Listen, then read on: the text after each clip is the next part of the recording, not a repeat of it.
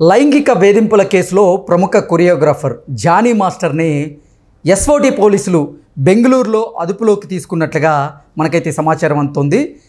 బెంగళూరు నుంచి వారు హైదరాబాద్ కూడా తరలించబోతున్నట్లుగా సమాచారం అందుతున్నటువంటి నేపథ్యంలో జానీ మాస్టర్ కింద అసిస్టెంట్గా పనిచేస్తున్నటువంటి ఒకరిచ్చినటువంటి సమాచారంతోనే ఎస్ఓటి పోలీసులు బెంగళూరులో జానీ మాస్టర్ని అదుపులోకి తీసుకున్నట్టుగా ప్రచారం జరుగుతున్నటువంటి నేపథ్యంలో ఈ అంశం మీద మనం విశ్లేషణ చేసుకునేటువంటి ప్రయత్నం అయితే చేద్దాం. ప్రస్తుతం మనతో పాటు ఉన్నారు ప్రముఖ రాజకీయ విశ్లేషకులు, ప్రముఖ సీనియర్ జర్నలిస్ట్ దుర్గావట్లమణి గారు. వారితో మాట్లాడదాం. దుర్గా, నమస్తే అండి. నమస్తే అండి. లైంగిక వేధింపుల కేసులో ప్రముఖ కొరియోగ్రాఫర్ అయినటువంటి జానీ మాస్టర్ గారి మీద కొన్ని ఆరోపణలు వస్తున్నటువంటి నేపథ్యంలో ఎస్ఓటి పోలీసులు ఆయన్ని గాలించి బెంగళూరులో అదుపులోకి తీసుకొని హైదరాబాద్ తరలిస్తున్నట్లుగా ప్రచారం అయితే జరుగుతుంది. మనకి సమాచారం కూడా అందుతుంది.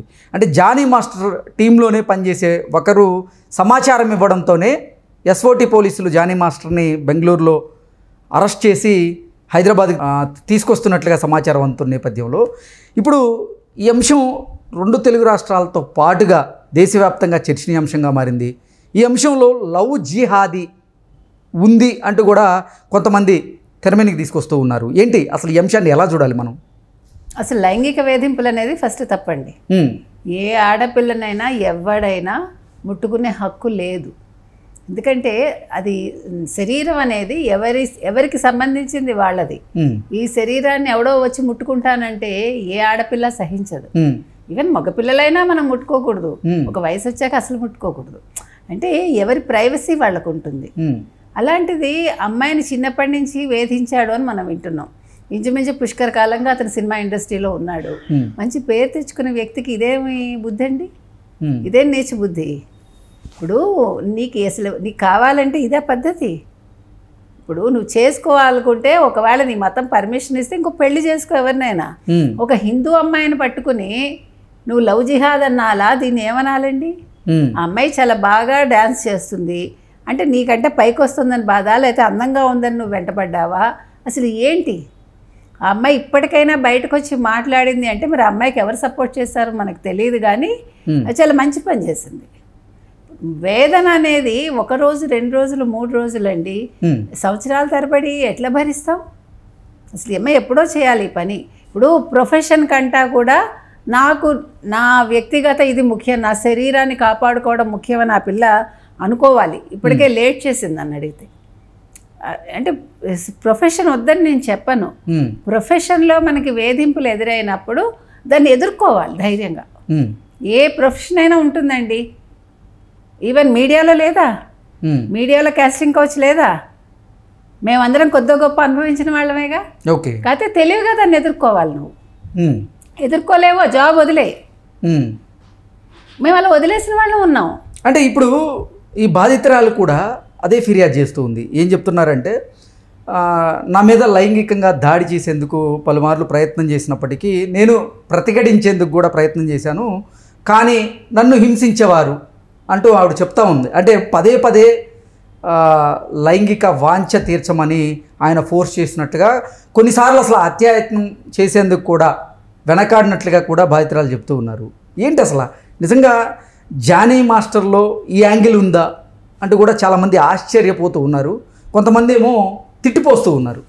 ఏంటి జానీ మాస్టర్ గారిని ఎలా చూడాలి మనం? ఏంటి మనిషి ఫస్ట్ బేసిక్గా ఒక మగవాడు, తర్వాత ప్రొఫెషన్.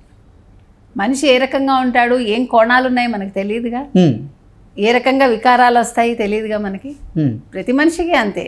ఇప్పుడు అందరూ సంఘంలో చాలా పరువు ప్రతిష్టలు ఉంటాయి, బయటకు వచ్చినప్పుడు అందరూ చాలా నీట్గా చాలా మర్యాదగా కనిపిస్తారు. కానీ అనుభవించిన వాళ్ళకి తెలుస్తుంది ఆ వ్యక్తిలోని మరో రూపం కావచ్చు, మరో కోణం కావచ్చు, లేకపోతే మనిషిలోని మృగం కావచ్చు, వాటెవర్. అది అందరికీ తెలియదు కదా. ఇప్పుడు కొంతమందిని గురించి ఏం చెప్తారు, అబ్బో ఆయన జాగ్రత్త అంటారు. కానీ అదే వ్యక్తి నాకు చాలా మంచివాడు అవ్వచ్చు. It depends. ఒక వ్యక్తిని చూసినప్పుడు ఒక మనిషికి ఒక వికారం కలగచ్చు, ఇంకో మనిషిని చూసినప్పుడు ఒక రెస్పెక్ట్ కలగచ్చు. మనకు తెలియదు అది ఎందుకు అనేది. అంటే ఈ కేసులో బాధితురాలు చేస్తున్న ఆరోపణ ప్రకారంగా జానీ మాస్టర్ గారు కామవాంఛతో నా మీద లైంగికంగా దాడి చేశాడు అంటూ చెప్తూనే ఇంకొకటి ఏంటంటే లవ్ జిహాదీ కూడా ఈ అంశంలో కనబడుతూ ఉంది. నన్ను మతం మార్చుకోమని మతం మార్చుకుంటే నిన్ను వివాహం చేసుకుంటా అంటూ పదే పదే నన్ను హింసించేవాడు అంటూ కూడా బాధితులు చెప్తూ ఉన్నారు. ఏంటి నిజంగా అది చాలా తప్పు కదండి. ఇప్పుడు అసలు నువ్వు నిజంగా అమ్మాయిని ప్రేమించాడని అనుకుందాం కొంచెంసేపు, మీరు అనుకోండి ఈ జానీ మాస్టర్ అమ్మాయి మీద మనసు పడ్డాడు, సరే పెళ్ళయింది అన్నీ అయ్యాయి పక్కన పెడితే, కానీ మతం అని ఎప్పుడు తీసుకొచ్చాడో అప్పుడు అసలు మనం అతను నమ్మకూడదు, పూర్తిగా నమ్మకూడదు, అసలు మామూలుగానే నమ్మకూడదు. ఈ మతం ఎప్పుడు వచ్చిందో, మీరు చెప్పండి లవ్ జిహాద్ అని ఎప్పుడు వచ్చిందో అప్పుడు అతన్ని మనం అసలు ఖండించాలి.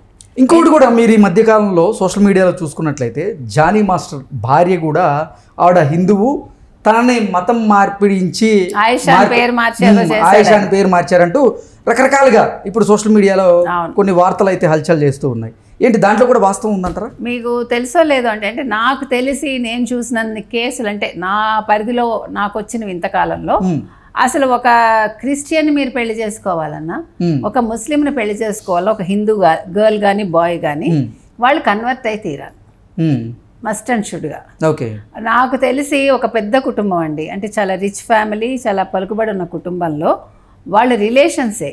ఇప్పుడు మీరు తీసుకున్నారంటే విజయవాడలో కొన్ని కుటుంబాలు క్రిస్టియానిటీ తీసుకుంటాయి, కొన్ని కుటుంబాలు హిందువులుగా ఉంటాయి. ఆ క్రిస్టియన్ కుటుంబంలో అమ్మాయి, ఈ అబ్బాయి అమ్మాయి ఇద్దరు చాలా అందంగా ఉంటారు, మంచి పర్సనాలిటీస్ ఉండేవి ఇద్దరికి, కానీ ఆ పిల్లాడు మతం మారే వరకు ఆ ఫ్యామిలీ ఒప్పుకోలేదు, అమ్మాయి ఒప్పుకోలేదు. కొన్ని సంవత్సరాలు నడిచింది ఆ ప్రేమ. అంటే ఇలా చాలా ఉన్నాయి. మా ఫ్యామిలీస్లోనే చేసుకున్న వాళ్ళు ఉన్నారు, మతం మార్చుకున్న వాళ్ళు ఉన్నారు, పైకి బొట్టు పెట్టుకుంటారు ఇక్కడికి వచ్చినప్పుడు, మళ్ళీ అక్కడికి వెళ్ళినప్పుడు ఆ పద్ధతులు పాటిస్తారు, తర్వాత రోజా పాటిస్తారు, అన్నీ చేస్తారు. అంటే కొంతమంది వాళ్ళకి నచ్చి మత మార్పిడి చేసుకుంటున్నారు, దాని గురించి మనం మాట్లాడుకోవాల్సిన అది వాళ్ళ ఇష్టం. కానీ ఆవిడకి నచ్చకున్నప్పటికీ పదే పదే బలవంతంగా నువ్వు మతం మార్చుకో, నేను నిన్ను వివాహం చేసుకుంటా అంటూ ఆమె మీద దాడి చేయడం, ఆవిడని హింసించడం ఎలా చూడాలి? అంటే ఇక్కడ ఒకటండి, మీరు అన్నట్టుగా నచ్చటం అనేది ఆ వ్యక్తి నచ్చాడు కాబట్టి నువ్వు చేస్తున్నావు. ఇప్పుడు నేను చాలా మంది దగ్గర చాలా విన్నా, ఇప్పుడు ఒక బ్రాహ్మణ్ కుటుంబంలో పెళ్ళి ఉంటుంది అనుకుందాం, ఉన్నారు అట్లా జరిగినవి కూడా ఉన్నాయి.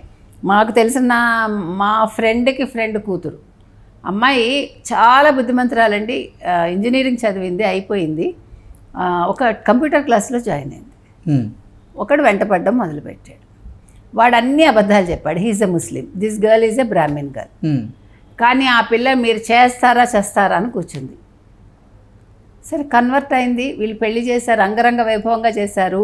తర్వాత తెలిసింది ఏంటంటే వాడికి చదువు రాదు, వాడు ఒక ముస్లిం ఫ్యామిలీ కరెక్టే, వాడు చాలా లేమిలో ఉన్నాడు. సరే అది కూడా కాదు, వీళ్ళు ₹1 కోటి ఇచ్చి ఒక ఫ్లాట్ కొని, మరి కూతురు కదా ఒక్కతే కూతురు, కొని ఇచ్చారండి.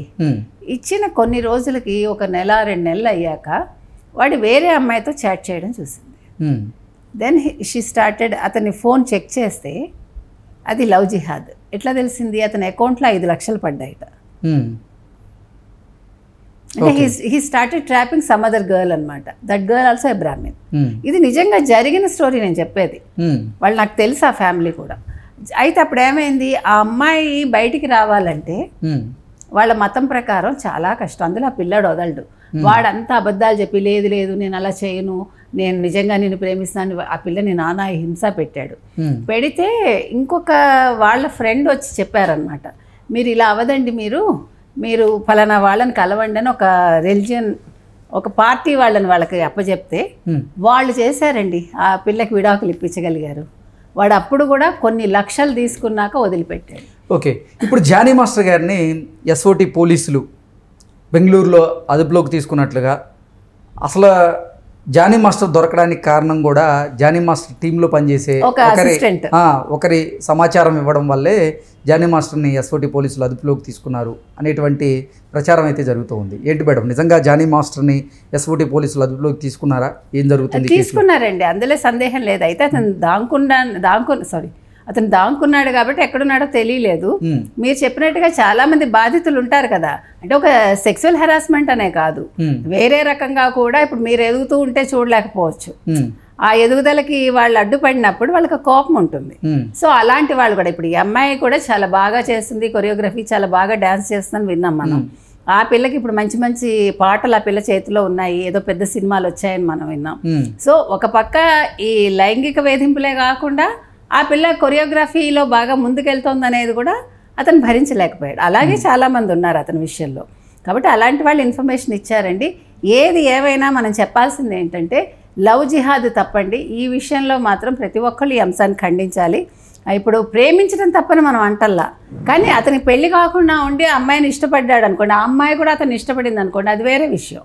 కానీ ఆల్రెడీ నీకు పెళ్ళి అయిపోయి నువ్వు మతం మారు, నన్ను పెళ్లి చేసుకొని వేధించడం తప్పు కదా, సెక్సువల్ హెరాస్మెంట్ తప్పు కదా, నా కోరిక తీర్చు అంటాం తప్పు కదా. ఇప్పుడు ఆ పిల్ల ఎన్ని సంవత్సరాలు పడిందంటే, అంటే చిన్న పిల్లగా వచ్చిన పిల్ల ఇవాళ కొంచెం మేజర్ అయింది కాబట్టి మాట్లాడుతోందేమో. మరి అమ్మాయికి ఎవరైనా ధైర్యం ఇచ్చారో అది మంచిదే. ఇప్పటికైనా అమ్మాయి బయటికి రాగలిగిందండి. ఇండస్ట్రీలో ఇలాంటివి ఎన్ని ఉన్నాయో, ఒక ఫిలిం ఇండస్ట్రీ అని కాదండి, ప్రతి ఇండస్ట్రీలోనూ ఆడవాళ్ళు అనుభవిస్తున్నారండి, చాలా ఇబ్బందులు పడుతున్నారు. అవన్నీ బయటికి రావాలి.